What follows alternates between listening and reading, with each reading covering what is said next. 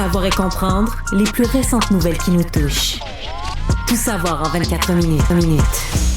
On fait le tour des unes de presse avec Cybèle Olivier. Salut Cybèle. Salut Alex. Oui, on commence avec... on revient sur une histoire dans le Journal de Montréal ce matin, l'histoire de la tricherie au soccer. Ça fait pas mal parler, puis c'est vraiment la front page, la page frontispice donc, du journal ce matin en une. Donc, je vous rappelle que jeudi, on apprenait que Joseph Lombardi, qui est un membre du personnel des entraîneurs de l'équipe canadienne de soccer, a été condamné à 8 mois de prison avec sursis par la justice française pour une question de tricherie. Donc, ce qu'on apprend c'est que il a reconnu avoir fait voler un drone au-dessus de l'équipe, donc la Nouvelle-Zélande, qui s'entraînait dans un stade. Mais là, les choses ont déboulé après. Parce que ce qu'on apprend aujourd'hui, selon ce qu'on apprend grâce à une enquête du réseau TSN, c'est que la tricherie au soccer, c'est quelque chose de très courant. Dans Soccer Canada, les équipes tant masculines que féminines vont espionner leurs adversaires pour en apprendre plus sur leur technique. Donc là, dans la foulée de tout ça, Canada Soccer a annoncé que l'entraîneur-chef de l'équipe féminine à Paris, Bev Pritzman, a été retiré des jeux et suspendu en attendant la conclusion d'une enquête. Donc là, on se rend compte que c'est quelque chose de courant, tout le monde le fait, mais c'est comme si là, pour les Olympiques, finalement, ça passe pas. C'est un peu ce qu'on comprend. Oui, absolument. Mais hier, c'est drôle, hein, on avait une joueuse de soccer professionnelle, une ancienne joueuse là, qui est également prof à l'UQAM, qui entraîne d'autres joueuses professionnelles, semi-professionnelles de soccer, qui était à l'épisode. Puis qu'est-ce qu'elle nous disait? Une entrevue à aller réécouter d'ailleurs. Elle dit tout le monde fait ça. L'équipe canadienne s'est juste fait prendre en premier. Oui. C'est fou. Puis c'était vraiment ça son raisonnement, c'était de dire ouais, c'est vraiment connu, c'est généralisé, tout le monde le sait, c'est juste eux se sont fait prendre. Mais c'est fou de dire ça. Elle a dit, je pense, quelque chose comme l'erreur, c'est qu'il se soit fait prendre.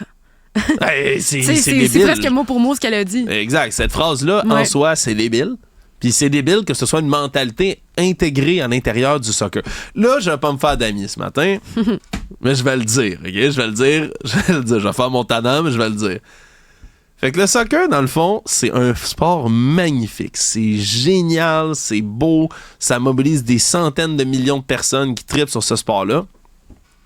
Mais il y a aussi deux choses d'intégrer intrinsèquement dans ce sport-là qui m'écœurent. Là, tu vois, il y en avait une, il y en a deux maintenant. De la tricherie généralisée, c'est laid. Félicitations, votre sport est corrompu. C'est dégueulasse. Puis deux, saigner, hein? Faker, comme on dit. Oui. Faire semblant, se plaindre, se tordre de douleur au sol quand on se fait frôler. Si tu le fais pas, t'es moins bon que les autres équipes. Fait que tout le monde le fait. C'est dégueulasse. Ouais. Votre sport est dégueulasse. Je suis désolé. Tant que ces deux problèmes-là seront pas réglés, ça va rester quelque chose que je vais pas écouter. Ils utilisent ça à leur avantage. Vraiment. Parce que sachant qu'ils peuvent gagner du temps ou quoi que ce soit. C'est vrai que c'est plate un peu, mais ce qui est intéressant aussi dans le journal, dans ce qu'il explique, c'est qu'il mentionne justement que c'était déjà arrivé, pour l'équipe masculine qui faisait de l'espionnage aussi, notamment dans un match qui opposait le Canada aux États-Unis, que ça se passait donc en 2019. Mais là, le journal a parlé avec d'anciens membres du personnel de Canada Soccer ou des consultants qui disaient qu'ils espionnaient par peur de représailles, comme si c'était une obligation d'aller espionner. En fait, il y a une citation où il dit, et je vous la cite, « À quelques occasions, des gens ont été poussés à le faire et on leur a dit « Tu dois donner ton 110%, ça fait partie de tes tâches. Alors, si t'es pas à l'aise, t'as pas ta place au sein de l'équipe. » Ça, c'est une des sources dans cet article de TSN duquel découle l'article ce matin. Donc, c'est comme si c'était un peu obligé. Le monde n'est pas très à l'aise avec ça. Il y a une éthique de sport, de ce qu'on comprend. Mais là, ils sont un peu poussés à l'espionner pareil. Puis c'est ça qui est dénoncé. Alors, peut-être que, justement, grâce à ça, on va revoir cette pratique-là qui est normalisée, mais pas légale, du moins, à faire. J'espère qu'on va revoir ça. Mais j'espère. C'est un problème qui est partout dans le soccer. Puis on parle de soccer masculin aussi, soccer féminin. On dit que l'équipe féminine de soccer a fait ça aux Jeux de Tokyo en 2021. Ouais. Hein, les jeux dans lesquels ils ont décroché l'or. Ils disent, je sais pas à quel point là, notre experte hier nous disait que oui, c'est important d'aller connaître les jeux de l'autre équipe, puis ça peut te donner un avantage. En même temps, à quel point? Évidemment. Mais à quel point? À quel point tu as besoin ou tu veux faire ça? Je le sais pas, mais là, si c'est généralisé, puis que la FIFA, le comité olympique, puis tout ce qui régit le soccer, puis le soccer professionnel réagit pas, c'est dégueulasse. Je vais le dire tout de suite, là. Si on commence juste à sévir quand on attrape le monde, puis qu'il y a personne qui fait d'autres vérifications, ou presque, Mais ça va continuer. Si on le sait que c'est généralisé, puis je suis convaincu qu'il y a des gens qui le savent partout dans le sport, puis que là, le grand public l'apprend, puis oh non, le grand public... Comme, je m'excuse, si c'est généralisé, ben enlevez ça au plus sacrant. Sévissez pour de vrai, sinon, ben, votre sport, c'est un sport de clown. Je suis désolé, si vous continuez à laisser ça aller puis à libre cours à la chose, ben c'est comme quand le cyclisme, tout le monde était dopé. Hein? Il y a une époque où c'était ça, littéralement tous les meilleurs coureurs en cyclisme avaient quoi? Ben de la drogue dans leur système pour être meilleurs. Fait que dans ce temps-là, c'est quoi ton sport? Hein, c'est une joke, c'est une blague. Je suis désolé.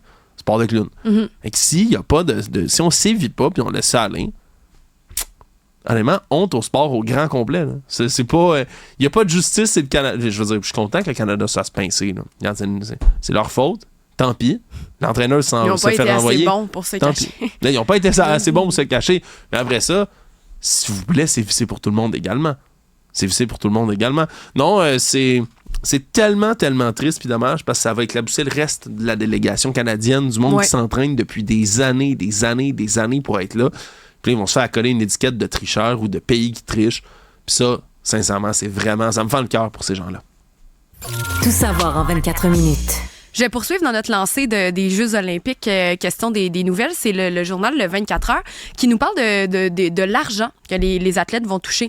Parce que des fois, on se dit, coudonc, qu'est-ce qu'on fait avec les Olympiques? Un peu à quoi ça sert, outre la grande reconnaissance au niveau sportif?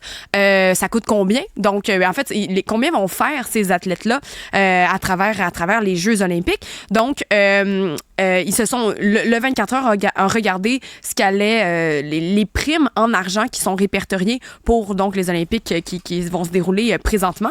Donc, je commence avec le Canada, puis après ça, je vais te dire c'est quoi les plus hauts puis les plus bas. Donc, le Canada, pour des médailles d'or, on va donner 20 000 $. Pour des médailles d'argent, 15 000 $. Et pour des médailles de bronze, 10 000 $. Mais regarde ça, les plus gros. Hong Kong, donc la Chine, les médailles d'or, c'est l'équivalent en canadien de 1 060 000 $ pour les médaillés d'or. Médaille d'argent, l'équivalent de 530 000 $, un petit peu plus. Médaille de bronze, 265 200 $. Alors, c'est énorme comparé à ce que nos athlètes canadiens et canadiennes vont gagner. Ensuite de ça, même chose, Singapour, ça se ressemble un petit peu. On est dans les termes des 1 million pour le médaillé d'or.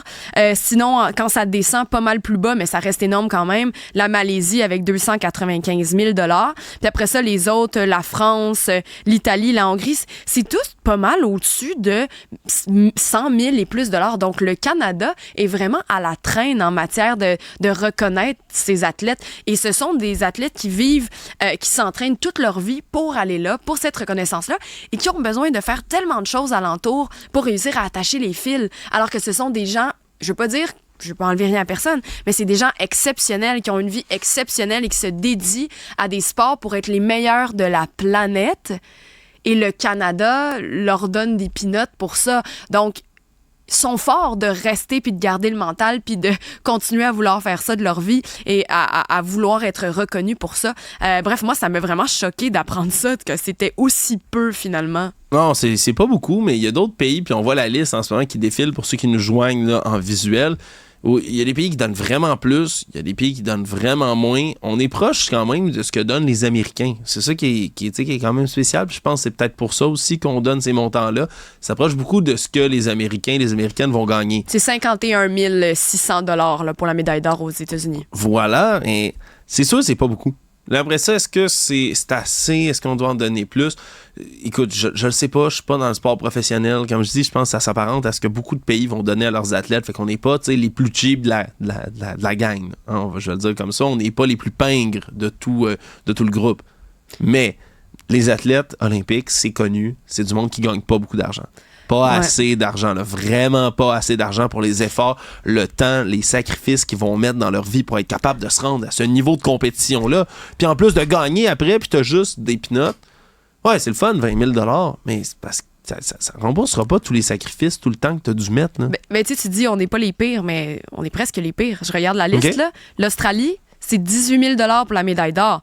Mais après ça, nous autres, c'est 20 000 puis le plus bas, après nous, c'est l'Allemagne avec 29 000. Fait qu'on, on est les deuxièmes pires dans l'argent qu'on donne à nos athlètes. Fait qu'on est quand même au bas de la liste, pas à peu près. Là. OK, bon, regarde, tu vois, tu viens rectifier les faits là-dessus. Ben oui, ça devrait être augmenté, là, je pense bien. C'est pas normal. Là. Il y a ces histoires-là, comme nous rapportait Jean-Nicolas Blanchet, ici, notre collègue du journal. Il y a des athlètes qui vivent encore chez leurs parents. Ils n'ont pas le choix. Ils vont faire les jeux, ils ont dans vingtaine avancée, encore chez leurs parents, ils n'ont pas le choix parce qu'ils peuvent pas subvenir sinon et avoir tous ces entraînements-là et avoir une job en même temps et payer leur loi. Ils sont pas capables de joindre tous les bouts ensemble. C'est fou. Puis tu sais, pendant ce temps-là, ben, on a des joueurs, j'allais dire des joueurs de hockey, mais c'est même pas les pires. Au contraire, des joueurs de foot, des joueurs de baseball, des joueurs de toutes sortes de sports professionnels qui gagnent, mais des salaires obscènes. C'est pour ça que j'ai rectifié. Au hockey, là, je trouve que c'est encore correct. Parce qu'il y a un cap salarial qui a de l'allure. Hein? Les joueurs, là, vraiment, les joueurs exceptionnels vont être payés des 11 millions par année. Oui, il y a les commandites, puis tout. C'est beaucoup d'argent. Je ne dis pas que c'est pas beaucoup, mais c'est, mettons, le top. Au baseball. Au baseball puis au foot. Des contrats de 300 millions là, de dollars, ça n'a pas de bon sens. T'as le PIB, tu sais, de Mais c'est la nation, clientèle que ça amène aussi qui est derrière ça. Puis c'est pour ça, je pense qu'on encourage les gens à écouter les Jeux olympiques, à encourager nos athlètes canadiennes, parce que plus t'en as des gens qui regardent, plus ça mousse autour. Bien évidemment, plus après ça, on va être capable d'aller chercher du revenu alentour de ça. Évidemment que le football puis le baseball, ça attire des milliers de personnes dans les gradins constamment. Il y a toute la merch alentour de ça. Mm-hmm. Donc, je comprends que les salaires puissent être beaucoup plus hauts, mais c'est pour ça qu'on se dit, si on aime les Olympiques, on aime ça les regarder, à coups de milliards que ça nous coûte de les organiser, est-ce qu'on peut essayer de trouver une façon d'aller un peu rentabiliser ça du côté de l'athlète qui s'entraîne depuis des années, probablement depuis sa jeunesse, pour arriver au top, au sommet de sa gloire à ce moment-là. Ben, je regardais dans ton palmarès, c'est quoi? C'est le Kazakhstan qui donne une coupe de millions, de ce que j'ai vu à peu près. Il y en a d'avoir des pays qui donnent vraiment là, un magot là, pour apporter une médaille d'or. Est-ce que c'est pas là quand même l'appât du gain? Je veux dire, on n'est pas on est censé être motivé par la beauté du sport, la noblesse de la compétition et d'aller vaincre l'adversaire. Mais une coupe de millions, là, ça te met le feu au cul un peu. Je veux pas être déplacé. Je le cherche là, ici, je vois pas que c'est plusieurs millions. Là. Bon, je me suis peut-être trompé. C'est ça, mais par contre, qu'est-ce que je te dis au début, là, le plus gros, c'est vraiment Hong Kong là, qui donne 1 million pour la médaille d'or, ce qui est énorme. Là. Bon, l'appât du gain. L'appât du gain, ça peut peut-être être bon. Tout savoir en 24 minutes. Je continue dans un petit palmarès d'apprentissage ce matin. C'est la presse qui nous pose une question. En fait, entre un road trip et un voyage en avion, est-ce qu'il y a un meilleur choix pour l'environnement? OK. Rapide de même, on se dit, ça doit être l'auto. Tu sais, qui est de l'avion, on en parle toujours. Ça dépend où, j'imagine? Ben c'est ça dépend. Puis c'est la question que nous pose Chloé Bourquin, donc dans la presse ce matin. Elle s'est entretenue avec Anne de Bortoli, que elle, c'est une chercheuse du Centre international de référence sur l'analyse du cycle de vie et la transition durable. Donc, elle a déjà fait un grand papier dans la revue Transportation Research sur justement les différents transports en environnement, et elle avait comparé différents trajets à travers l'Europe pour vraiment qu'on puisse se dire comme consommateur, on fait quoi selon l'option A, B ou C. Et donc, elle a adapté ces chiffres pour la presse aujourd'hui. Et donc, elle nous explique, donc, elle nous donne l'exemple d'un voyage Montréal-New York. Donc, on parle d'un 600 km. On se dit, nous, on veut partir là. Est-ce qu'il y a quelque chose qui est plus économique? Donc, si on est une seule personne et on s'en va à New York, l'avion est moins polluant. Pourquoi? Parce que c'est divisé entre tout le monde, toutes les personnes qui vont embarquer dans l'avion. Et même si c'est un petit trajet, même si c'est énormément de gaz à effet de serre qui sont dépensés, ça reste quand même que c'est mieux de prendre l'avion à ce moment-là si tu as une conscience environnementale. Par contre, c'est fou de se dire qu'à partir du moment où tu es deux dans la voiture, là, vraiment, c'est décuplé à quel point, en fait, c'est réduit complètement de 50% tes gaz à effet de serre. Et que là, à ce moment-là, dès que tu es deux dans une voiture, la question se pose pas, c'est la voiture que tu dois prendre pour aller quelque part. Donc, moi, j'étais un peu curieuse curieuse d'apprendre ça. Puis il nous disait, ben le train, tu sais, des fois, on l'oublie un petit peu de se dire, est-ce que ça pourrait être un bon moyen de transport? Ben, une étude réalisée en 2020 qui a été publiée dans le Géographe canadien nous parle en fait du trajet Québec-Windsor, par exemple, et qui nous dit que bon, c'est un peu moins pire que l'avion, mais ça reste que quand tu décides de prendre le train, par exemple, pour t'en aller dans l'Ouest canadien ou juste dans l'Ouest, pas loin, Halifax, Toronto, Vancouver, ben c'est le contraire parce que c'est des vieux trains, c'est lourd, c'est mal fait, puis ça dépense énormément de gaz à effet de serre. Bon. Fait que si vous dites, bon, je me fais un petit road trip jusqu'en Colombie-Britannique avec ma voiture ou j'ai une conscience puis je prends le train, ben prenez la voiture. Parce que si en plus vous avez une voiture hybride ou électrique, ben là, vous risquez d'encore moins dépenser. Donc, tu sais, des fois, on nous martèle un peu avec l'avion, mais ça vaut la peine d'aller consulter donc cet article-là ce matin parce qu'il donne d'autres exemples sur... il compare un petit peu plus puis il donne plus d'effets de différents exemples à savoir si on est combien puis que c'est quoi la distance puis si on part ailleurs dans le monde. Donc, ça nous dit, bon, on va prendre une minute pour comme vraiment s'assurer de qu'est-ce qu'on fait puis si c'est vraiment la meilleure façon pour notre environnement. Mais quand même, ça m'étonne que l'avion puisse sortir de temps en temps en tête de liste. Ben oui, absolument. Regarde, c'est intéressant de faire les comparaisons puis les calculs parce qu'après ça, on martèle aux gens que telle décision, c'est pas une bonne initiative environnementale. Quand des fois, ben, c'est un peu plus subtil que ça, on va pas arrêter de se déplacer dans la vie. S'il faut que vous vous rendiez à New York, ben, il y a plusieurs manières de le faire. Puis mettons que vous voulez être écolo, c'est bien de savoir que il y a plusieurs options.